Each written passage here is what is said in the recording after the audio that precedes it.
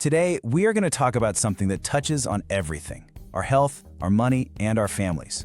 It's about one of the most important steps you can take to protect yourself and the people you love, a piece of planning that, honestly, most people get wrong or worse, just ignore completely.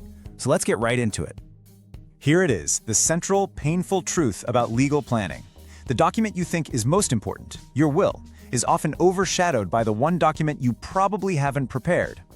You know, we're all taught that having a will is the peak of responsible planning. And don't get me wrong, it's important. But a will only kicks in after you're gone. It does absolutely nothing for you while you are still alive. The real chaos, the family fights, the financial nightmares, they almost never start after death.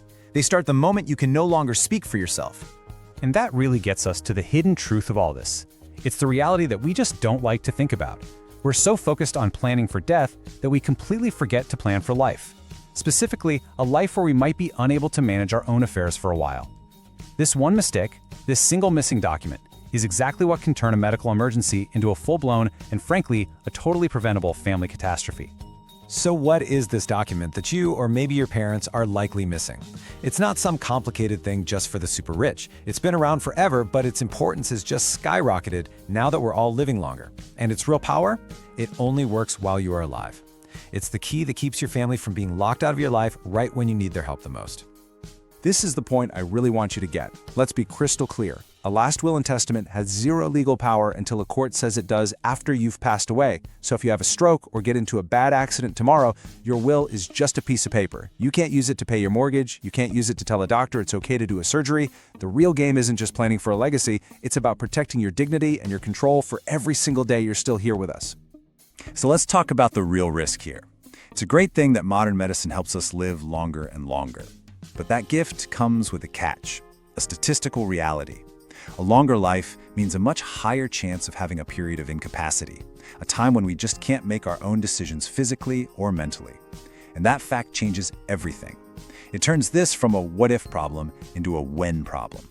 For most families, the true crisis isn't death, it's incapacity. Because when someone can't manage their own affairs, it creates this legal black hole. Who can step in? Who can access the bank account to pay the electric bill? Who has the right to talk to the doctors? Without a plan, the answer is shocking. Nobody. Not even your spouse has the automatic legal right to take control. And that void is what forces your family into the one place nobody wants to be: court. And that really brings us to two completely different futures. On the left, without a power of attorney, your family is dragged into a public court process called guardianship. A judge, a total stranger, decides who's in charge of your money and your life. Your bank accounts can get frozen for months. This is what starts those awful family fights, pitting sibling against sibling. It's expensive, it's public, and it's humiliating. But on the right, with a power of attorney, it's a totally different world. Decisions are made privately by someone you trust. The finances keep flowing. Your dignity is kept intact. And the person you chose, not some judge, is in charge. So this brings us to the main lesson. The single most powerful tool you have to avoid that courthouse nightmare is the power of attorney. It is how you keep control over your own life even when you can't speak for yourself. It is an elegant, powerful, and proactive solution to a problem that is just devastatingly common. It's the difference between having a plan and having a crisis. So what is this thing exactly? A power of attorney, or POA, is just a legal document where you, the principal, give someone else, your agent, the power to act for you.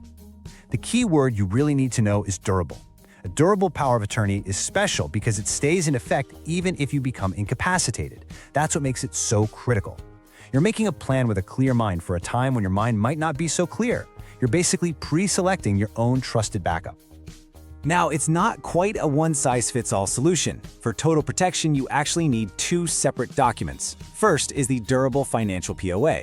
This lets your agent handle your money, pay bills, manage investments, deal with property. Second is the Healthcare POA. This gives your agent the power to make medical decisions for you. And it's so important to keep these separate because, let's be real, the person you trust with your checkbook might not be the same person you trust to make a really tough medical call. So what does this all actually prevent? Well, a good set of POAs stops the court from ever getting involved. There's no need for guardianship because you already picked your person. It stops your assets from being frozen because your agent has immediate authority. It prevents those gut-wrenching family fights over what to do because your agent has the final say.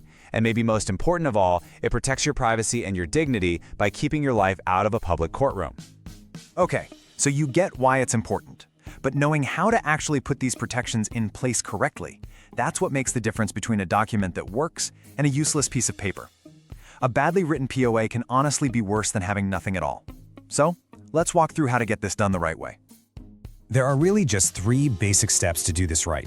First, you have to think carefully about who you pick and separate their roles. Second, and this is non-negotiable, you have to make sure the documents are signed and witnessed according to your state's laws. And third, you need to talk to your family about it, so there are no surprises. If you skip any one of these, the whole plan can fall apart. Let's dig into that first step, choosing your people. For your financial agent, you want someone prudent. Someone who's organized, responsible with money, and that you trust completely. For your healthcare agent, you're looking for something different. You need someone with emotional clarity, someone who can stay calm in a crisis, who really gets your values, and who will fight for what you want, no matter how hard it is. And it is perfectly okay, in fact, it's often a great idea, to pick 2 different people for these 2 very different jobs. Now for step 2, and I really can't say this loudly enough, the legal execution is everything. Every single state has its own strict rules about how a power of attorney has to be signed. Some need 2 witnesses, some need a notary, some need both. If you just download a form online and sign it, there's a really good chance it's not legally valid. A bank will reject it, a hospital will reject it, and your family will be right back at square one heading to court. Please, this is not a do-it-yourself project. So we've covered the what and the how, but I want to shift how we think about this for a second. It's so easy to see all of this as, as morbid or scary, like you're just planning for the worst, but I want you to reframe it. This isn't about fear, it's about love. It's about creating a legacy, not of things, but of peace. What you're really creating with a power of attorney is a peace dividend for your family. I love that term. You're giving them a gift, the gift of clarity during a crisis. You're shielding them from that awful burden of having to guess what you would have wanted. You're taking away the fuel for arguments that can tear families apart. You are letting them focus on what actually matters, caring for you instead of getting stuck in some legal and financial mess. This quote just says it all. This isn't about being afraid of the future. It is the ultimate act of self-care. You're making sure your own wishes are respected and your dignity is protected no matter what happens. And it's the ultimate act of legacy management because you're making sure your family stays a family, united and supported, free from all that conflict and stress. It's really one last beautiful act of taking care of them. All right, we have covered a lot of ground. We've looked at the hidden risks, the powerful solution, and the right way to do it. So now I just want to boil all of this down into one clear idea and one simple action you can take the minute this is over. If you only remember one thing from our time together, please let it be this.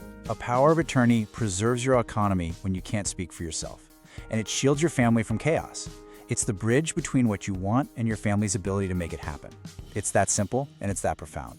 And that brings us to a gentle challenge. I just want you to ask yourself this one question right now. Have you conducted your own personal power of attorney audit? It's a simple review, but it's one of the most important checkups you can do for yourself and your family. It's not enough to think, oh, I think I have one of those somewhere. You need to know for sure. Here's your checklist. It's just 3 questions. First, do I have a durable financial POA? Simple yes or no. Second, do I have a separate healthcare POA? Yes or no. And third, and this is a big one, especially if your documents are older, do they meet my state's current legal requirements? Laws change. What was valid 10 years ago might not be good enough today. If the answer to any of these is no, or I'm not sure, then you've just found your most powerful next step. So as we wrap up, let's just pull it all together. We've learned that a will is for managing things after you're gone. But the power of attorney, that's the essential document that kicks in to manage your life during a crisis, long before a will ever sees the light of day. It is, quite simply, the plan for living. We've also seen just how critical it is to have 2 separate, legally sound documents, one for your finances to protect your assets, and one for your health to protect your dignity. That 2-part approach makes sure that every single aspect of your life is looked after by someone you personally chose for the job. And let's end with this reassuring thought. By taking this one action, by creating or just updating your powers of attorney, you are securing peace of mind, not just for you, but for your entire family.